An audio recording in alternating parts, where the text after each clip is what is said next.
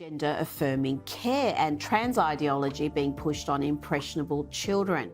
Are you a boy or a girl? I am definitely a girl. Like, that's all I consider myself as. Do people treat you differently when they know you're transgender? Yes, they do. They don't understand what the concept means. They think that I'm weird, that I shouldn't have the same rights as them just because of what's between my legs. She was a country music icon, a fiercely proud mother, and a warrior who appeared to overcome every challenge that life presented to her.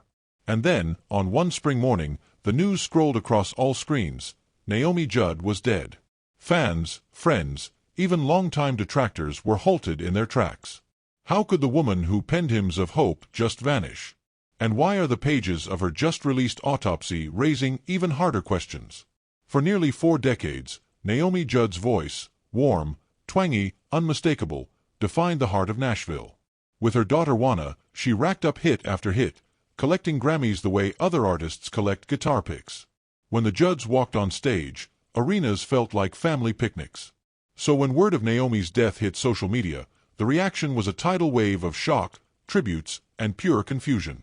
Now, an official autopsy, long concealed, offers suggestions of realities that few are prepared to confront. Early life and struggles of Naomi Judd. Naomi Judd, born Diana Ellen Judd, was born on January 11, 1946, in the tiny town of Ashland, Kentucky. Her early life was modest. Her father, Charles Glenn Judd, operated a gas station, and her mother, Pauline Ruth Holly, was a cook on a riverboat. Naomi did not have a simple childhood. One of the saddest things that ever happened to her in her young life was losing her younger brother Brian to leukemia at age 17. Pain like that never quite goes away. When Naomi was 18, she became a mom herself. She had her first daughter, Christina Claire Simonella, who the world would later get to know as Winona Judd. Naomi was then abandoned by her boyfriend, Charles Jordan, who was Winona's biological father. Rushing to find some stability, she wed Michael Simonella and named her baby after him. That union did not last very long, but it did provide Naomi with another daughter, Ashley Judd, who was born in 1968 and would go on to become a well-known actress. Once her marriage to Simonella dissolved, Naomi had both daughters on her own. She did everything she could to provide them a comfortable life, even while continuing her own ambitions. In the mid-1970s, she attended the University of Kentucky to study nursing and subsequently went on to study at the College of Marin in California. She resided in a small town named Lagunas then and managed school, raising children, and working. It was only after her divorce that she made the decision that would change her life forever. She would abandon the name of Diana. She didn't feel it really captured her spirit or her roots in the Commonwealth of Kentucky. So she picked a new moniker, Naomi. She gravitated to the story of Naomi from the Bible, a woman who traveled to a foreign land, suffered incredible loss, and raised 2 daughters by herself. That tale did reflect her own life in several ways, and thus Naomi Judd was born, not only in name but in identity. From there, the journey to country music fame would gradually start to take shape. The Judds during the 1980s. Naomi Judd partnered with her daughter Winona to create one of the most iconic country music duos of all time, the Judds. Their sound wasn't just catchy, it was authentic, full of narratives, and entrenched in the actual life ups and downs they had shared. And fans loved it. With 20 top 10 singles, 6 albums, and a run of awards, the Judds were an overnight sensation in country music. They started with a humble release called Winona and Naomi. There were 6 tracks in it, and 2 were made available as singles. One of them was Had a Dream, for the Heart, a song recorded by Elvis Presley. It rose to number 17 on country charts, not bad for a first effort. But it was their second single, Mama He's Crazy, that boosted them to superstardom. The single was released in 1984 and reached number 1, and won them their first Grammy Award. That was only the start. Later that year, they produced their first full-length CD, Why Not Me, which was a country staple. It featured hits such as the title song, Girls' Night Out, and Love is Alive. The album sold more than 1 million in the United States and earned the duo a Grammy to go along with it. The Judds weren't only singing, they were creating the country sound of a new generation. Particularly for women fans who identified with Naomi and Juana. They released Rockin' with the Rhythm in 1985, and it provided us with 4 additional hit singles. Have Mercy held the top spot for 2 weeks, then a relatively rare occurrence. Then there was Grandpa, Tell Me About the Good Old Days, that lovely nostalgic song that earned them 2 additional Grammy Awards. Their fans appreciated how intimate and moving their music seemed. By 1987, the Judds had put out Heartland. It featured another Elvis cover, Don't Be Cruel, and hits like I Know Where I'm Going, Maybe Your Baby's Got the Blues, and Turn It Loose. Even as critics called this album a bit uneven, the fans stuck with them. In 1988, they released a greatest hits album, which included Give a Little Love and Change of Heart, a song Naomi herself wrote. That one won them their 4th Grammy. The Judds were not just a mother-daughter duo, they were survivor tellers, symbolizing strength, particularly Naomi, who infused her real-life challenges into songs that made millions feel heard and understood. Hepatitis C, The Breakup, and Solo Work. In 1991, life dealt Naomi Judd a curve. Doctors informed her she had hepatitis C. It was devastating news. Understanding how grueling treatment could be and fearing it would ruin her career as a singer, Naomi and Juana chose to retire from touring. Their goodbye concert, which was televised on cable pay-per-view, set viewing records, demonstrating how deeply fans adored the Judds. But Naomi was not one to do nothing. In that same year, she established the Naomi Judd Education and Research Fund, vowing to alert others to the dangers of hepatitis C and provide aid to those who are struggling with the disease. She was also a national spokesperson for the American Liver Foundation, basing her appeals on her own experience to urge people to take tests and treat themselves. 2 years later, in 1993, Naomi's advocacy and musical achievements earned her the Golden Plate Award from the American Academy of Achievement, one of many honors recognizing her courage. The biggest victory came in 1998 when she completed interferon alpha therapy and was officially cured of hepatitis C. Feeling like she'd been given a second chance, Naomi hit the stage again on New Year's Eve 1999. She and Juana reunited in Phoenix for a sold-out concert, with daughter Ashley Judd acting as MC. The energy was electric, and the pair followed it up with the Power to Change tour in 2000. By 2001, the Judds were once again in the spotlight, snagging a nomination for the Academy of Country Music's Top Vocal Duo. Naomi's comeback didn't stop with music. From 2003 to 2004, she served as a judge on Star Search alongside host Arsenio Hall, offering honest, motherly advice to aspiring performers. In 2005, she launched her own Hallmark Channel talk show Naomi's New Morning, where she chatted about faith, family, and wellness for 2 full seasons. She also turned to writing, publishing self-help books like Naomi's Guide to Aging Gratefully in 2007, peppering practical tips with her signature warmth and humor. Producers adored her no-frills attitude, so in 2008 Naomi was signed on as a judge and mentor to CMT's singing show Can You Do It? Almost a decade later, she joined husband Larry Strickland on Fox's reality cooking show My Kitchen Rules in 2017, showing that she could mix up some fun in the kitchen as well. Even with all those accolades, Naomi continued breaking ground. In 2021, she was part of the first class of inductees into the Women's Songwriters Hall of Fame, a well-deserved honor for a woman whose lyrics and music touched millions. Her acting career, Naomi Judd was more than a country music celebrity. She was also an actress. Her first on-screen role appeared in 1979 when she played a small part in the comedy movie More American Graffiti. It was only the start of her career in film and television. By 1995, she was not only performing but also producing. She was the executive producer of the made-for-TV film Naomi and Juana. Love Can Build a Bridge, based on her book detailing her life and relationship with her daughter Juana. Naomi made appearances throughout the years in some of the most popular television shows. You may have caught her guest starring in shows such as Sisters, The Client, Third Rock from the Sun, and Touched by an Angel. In 1993, she expanded her role as the female lead in the Western movie Rio Diablo, alongside Kenny Rogers, demonstrating that she was as capable on screen as she was on stage. She didn't rest on her laurels. In 1999, she starred as Lily Waite in the sentimental TV movie A Holiday Romance and also showed up in a drama film titled Family Tree. In 2001, she appeared in a sweet cameo in the romantic comedy Someone Like You starring her daughter Ashley Judd. It was a wonderful mother-daughter scene that fans cherished, and it demonstrated how their worlds of creativity could nicely intersect. Naomi didn't slow down. She continued to act during the 2000s and 2010s, experimenting with various characters and introducing fans to new aspects of her personality. In 2011, she took everyone by surprise by assuming a darker character in the Lifetime thriller The Killing Game, co-starring Laura Prepon. This wasn't her comfort zone, but she aced it, demonstrating her range and courage as an actor. Next came the Hallmark years. Naomi appeared in Nearlyweds and Window Wonderland in 2013, two warm, feel-good films that allowed her real warmth to shine. They were ideal for fans of light-hearted tales with a happy ending, and Naomi was right at home with that cozy feeling. In 2014, she played a loving character named Honey in An Evergreen Christmas, a holiday movie full of small-town charm and festive joy. Naomi's role brought a sweet maternal energy that made the film even more heartwarming. Her last on-camera credit appeared in 2021 in the Lifetime movie Ruby, from the novel by V.C. Andrews. She was the mother of the lead character and, as ever, she delivered strength, depth, and genuine emotion to the screen. Whatever the role, Naomi Judd could relate to people. Whether she was bringing us to tears with a country ballad or touching our hearts in a Christmas movie, she always gave it everything she had, with honesty, grace, and love. Naomi Judd on Faith and Fame. Naomi Judd always appreciated the strong bond between country music celebrities and their public, but occasionally that bond became over the line.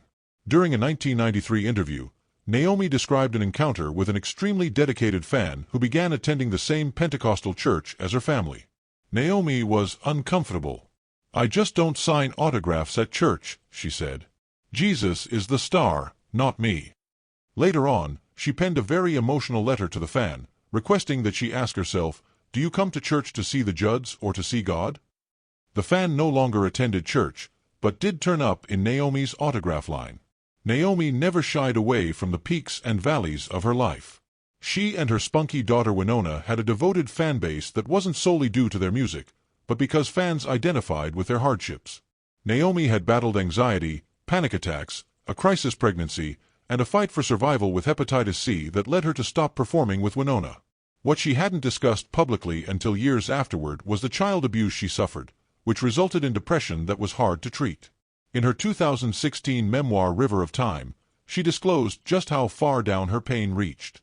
She wrote candidly about suicidal feelings, stating, "If someone took out a gun and killed me on stage, they would be doing me a favor." Tragically, Naomi died by suicide on April 30, 2022, just one day before she was to be inducted into the Country Music Hall of Fame. During the ceremony, Ashley Judd tearfully said, "I'm sorry she couldn't hang on until today."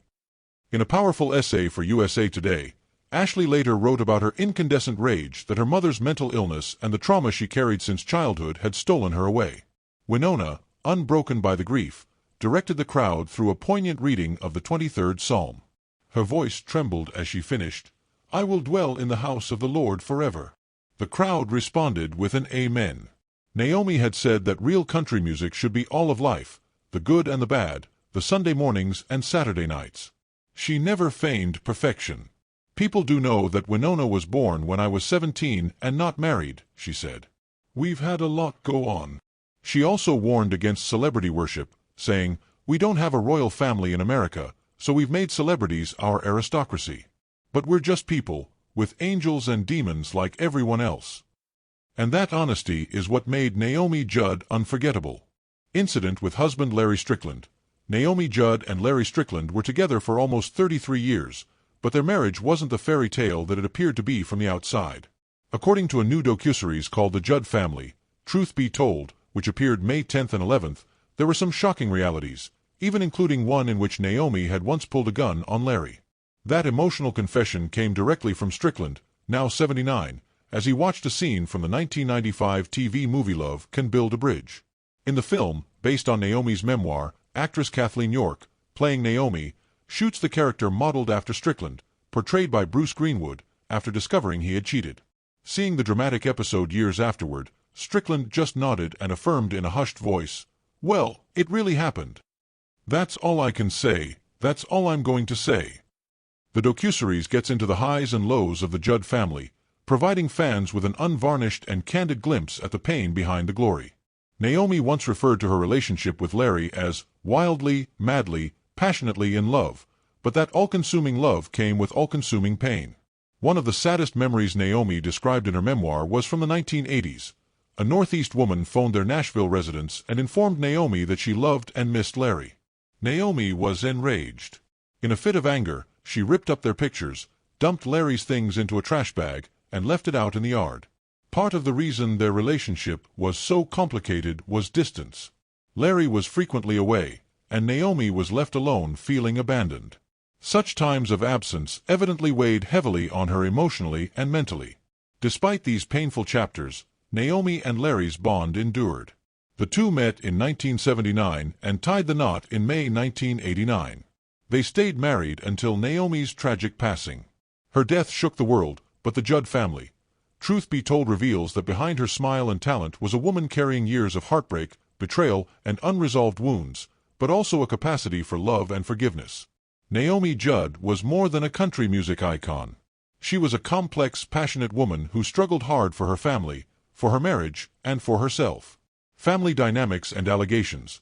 In her 2011 memoir, All That Is Bitter and Sweet, actress Ashley Judd revealed the emotional and psychological traumas she experienced while growing up within the Judd family. She painted a picture of a childhood that was neglected, unstable, and traumatized, with exposure to inappropriate circumstances which made a profound impact on her mental health. Ashley described going through 13 schools prior to reaching age 18, feeling more like a guest in her own family. While her mom Naomi Judd and her half-sister Juana developed their musical careers, Ashley was left with her father or other extended family members with regular frequency. She described being subject to her mother's affairs and the use of drugs in the home, leading to feelings of chaos and instability. Perhaps the most powerful part of Ashley's memoir is her description of being molested by a friend of her family when she was a teenager. She also described emotional abuse and the effects of the dysfunction of her family on her mental health. These had led her into depression and suicidal ideation, something that she overcame with therapy in adulthood. The publication of Ashley's memoir raised mixed reactions. Even though Naomi and Winona didn't publicly respond to Ashley's personal stories, her revelations gave us a deeper look into the Judd family's complex relationship. Behind their fame and success, there was also a lot of pain and emotional struggle. Ashley Judd's decision to speak openly about her childhood trauma and mental health challenges has helped start important conversations. Her honesty shows how vital it is to talk about these issues even when it's hard. Many people go through similar experiences but feel alone or afraid to speak up. Ashley's story reminds us that we all need safe, supportive spaces where we can share our struggles and heal. It also shows that even families in the spotlight deal with real-life problems. Her courage in telling her truth is not just powerful. It's a step toward helping others feel seen, understood, and encouraged to seek the help they need. Naomi's death. Naomi Judd's death was as sad as it was unexpected. On the morning of April 30, 2022, the 76-year-old singer was discovered at her Leapers Fork, Tennessee, residence. The official report subsequently verified what concerned fans had dreaded. Naomi died of a self-inflicted gunshot wound. She fought for years against deep depression, an illness that tended to carry with it anxiety, panic attacks, and morbid thoughts she struggled so much to eliminate. Unfortunately, the same medications designed to stabilize her came with harsh side effects. Medications such as lithium led to puffy faces, hair loss, and trembling hands. Those alterations only added to her emotional suffering. Adding insult to tragedy, Naomi's passing was only a day ahead of her and Juana's induction into the Country Music Hall of Fame, a goal they'd hoped for decades. Ashley and Juana broke the devastating news on social media on April 30th, writing, "Today we sisters experienced a tragedy. We lost our beautiful mother to the disease of mental illness." The sisters chose their words carefully, calling mental illness a disease to underscore that Naomi's struggle was as real and serious as any physical ailment. 12 days after that, Ashley met Diane Sawyer on Good Morning America. Crying, she laid out the reasons why the family had chosen to openly discuss the cause of death. They didn't want the narrative to be dictated by someone else and, more specifically, to encourage honest conversation about mental health. Ashley wanted to tell their truth so someone else might feel less isolated and more likely to ask for help. To honor Naomi's life, CMT aired a public memorial titled Naomi Judd, A River of Time Celebration. The service took place at the historic Ryman Auditorium, one of Naomi's favorite venues, and was hosted by Good Morning America anchor Robin Roberts. The tribute was star-studded yet deeply personal. Ashley Judd spoke with raw honesty. Naomi's husband, Larry Strickland, shared tender memories. Friends from all corners of show business sent best wishes. Bono, Bette Midler, Morgan Freeman, Oprah Winfrey, Reese Witherspoon, and Salma Hayek all came through on video. On stage, The music came as easily as Naomi would have desired. Winona sang a courageous performance, and voices such as Reba McEntire, Brad Paisley, Little Big Town, Brandi Carlile, and Emmylou Harris filled the auditorium. The evening wasn't goodbye, really. It was an invitation to continue Naomi's work, one that illuminates discussions around hope, recovery, and the need to take mental illness as seriously as we do any other life-threatening condition. The Autopsy Report. The Davidson County Medical Examiner's Office released the autopsy report of Naomi Judd on August 26, 2022, and it confirmed that the country singer died from a self-inflicted gunshot wound to the head. The report read, Naomi Judd died as a result of a gunshot wound to the head. The manner of death is suicide. The autopsy further showed that Naomi had a number of prescription drugs in her system, including medications for the treatment of post-traumatic stress disorder and bipolar disorder. The drugs, though meant to assist, might at times cause side effects that can increase the severity of mental illness. Unfortunately, Naomi's daughter Ashley Judd found her mother alive but seriously injured. Ashley described that she cradled her mother in her death throes, comforting and showing love to her. With the publication of the autopsy report, the Judd family released a statement about the need for mental health awareness. We have always spoken openly both about the blessings of being family as well as its sadness too. Part of our narrative is that our matriarch struggled with an unjust adversary.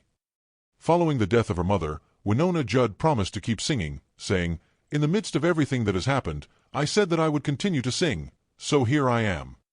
She fulfilled this pledge by unveiling a new song called Other Side featuring indie musician Waxahachie. The death of Naomi Judd has also initiated wider discussions regarding mental illness, the difficulty of living with mental illness, and the need to seek help. Her family's publicness is intended to lower stigma and persuade people to place greater importance on mental health. Did Naomi Judd really leave her daughters out of her will? Naomi Judd did have a will. Some journalists obtained that will and made assumptions, but perhaps they didn't examine it close enough. What they largely concentrated on is who Naomi appointed as the administrator of her estate and not who she left it to. Naomi appointed her 33-year husband Larry Strickland as the executive. That's the individual responsible for taking care of the legal and financial aspects of the estate, such as paying bills, taxes, and ultimately distributing what's left to the individuals indicated in the will or trust. She also appointed 2 alternates in the event Larry would be unable to perform the task. It's not very surprising at all to name a longtime spouse as executive. It is somewhat surprising that she didn't leave her daughters as alternates, but not unknown, particularly given how active Ashley and Juana are. Being the executive is not a reward or an act of favoritism. It's work.